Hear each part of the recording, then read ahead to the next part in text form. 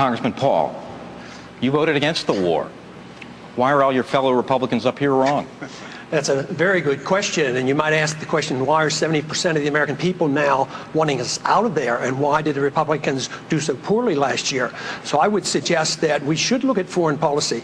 I'm suggesting very strongly that we should have a foreign policy of non-intervention, the traditional American foreign policy and the Republican foreign policy. Throughout the 20th century, the Republican Party benefited from a non-interventionist foreign policy. Think of how Eisenhower came in to stop the Korean War. Think of how Nixon was elected to stop the mess in Vietnam. How did we win the election in the year 2000? We talked about a humble foreign policy, no nation building, don't police the world. That is a conservative, it's a Republican, it's a pro-American, it follows the Founding Fathers, and besides, it follows the Constitution.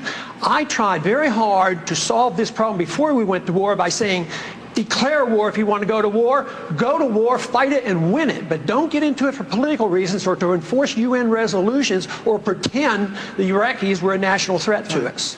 It's time. Let me ask you a question regarding immigration. One of our prized guests here today, Governor Schwarzenegger, looking this man in the eye, answer this question. I'm going to go down the line, starting with Governor Romney. Should we change our Constitution, which we believe is divinely inspired, to allow men like Mel Martinez, the chairman of your party, born in Cuba, great patriot senator from Florida, and Arnold Schwarzenegger to stand here some night? Congressman. I'm a no, because I am a strong supporter of the original intent. Oh, God. Okay. Congressman Paul, Pete from Rochester Hills, Michigan, wants to ask you this. If you were president, would you work to phase out the IRS? Immediately. That's what they call a softball. And you can only do that if you change our ideas about what the role of government ought to be.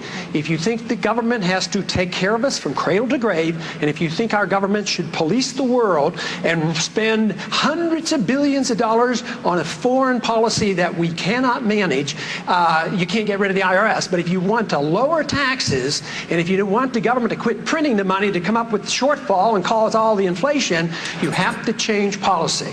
Dr. Paul, how do you reconcile this moral leadership kind of role of conservatism with the very libertarian strain of conservatism, the Barry Goldwater conservatism that you represent? How do you put together what he just said with what you believe in a unified national purpose? Well, you do it by an understanding what the goal of government ought to be. If the goal of government is to be the policeman of the world, you lose liberty. And if the goal is to promote liberty, you can unify all segments. The freedom message brings us together. It doesn't divide us. I believe that when we overdo our military aggressiveness, what it does, it actually weakens our national defense. I mean, we stood up to the Soviets. They had 40,000 nuclear weapons. Now we're fretting day in and day night about third world countries that have no army, navy, or air force, and we're getting ready to go to war. But the principle, the moral principle, is that of defending liberty and minimizing the scope of government. And I'm sorry, we have to go on. We have to go on. Congressman Paul, Bob Hussey from Minnesota writes that perhaps the most important skill a good president must have is the ability to make good, sound decisions, often in a crisis situation. Please cite an example when you had to make a decision in crisis. I wonder if he's referring to a political decision like running for office or something like that. I guess in medicine I made a lot of critical decisions. I mean, you're called upon all the time to make critical life-saving decisions. But I can't think of any one particular event where I made a critical decision that affected a lot of other people. But I think all our decisions we make in politics are critical. My major decision, political decision, which was a constitutional decision, was to urge for 5 years that this country not go to war in Iraq. We have to go down the line again. It's always fun to ask these questions down the line. We have Mrs. Reagan here. The camera will not focus on her, but I will tell you it will now focus on you. Mrs. Reagan wants to expand federal funding of embryonic stem cell research. Will that progress under your administration? Dr. Paul, yes or no on federal funding? Programs like this are not authorized under the Constitution. The trouble with this, issues like this is, in Washington, we either prohibit it or subsidize it. Right. And the market should deal with it and the states should deal with it. Okay. That's a no. Okay, let's start with an enjoyable down the line, okay? I want each candidate to mention a tax he'd like to cut in addition to the Bush tax cuts, keeping them in effect? Well, in my first week, I already got rid of the income tax. So my second week, I would get rid of the inflation tax. It's a tax that nobody talks about. We live way beyond our means with a foreign policy we can't afford and an entitlement system that we have encouraged.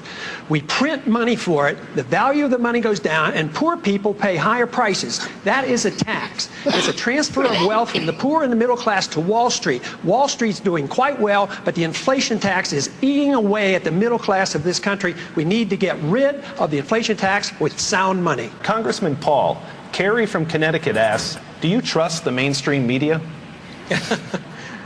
Some of them, but I trust the internet a lot more, and I trust the freedom of expression, and that's why we should never interfere with the internet. That's why I have never voted to regulate the internet, even when there's the temptation to put bad things on the internet. Regulation of bad and good on the internet should be done differently.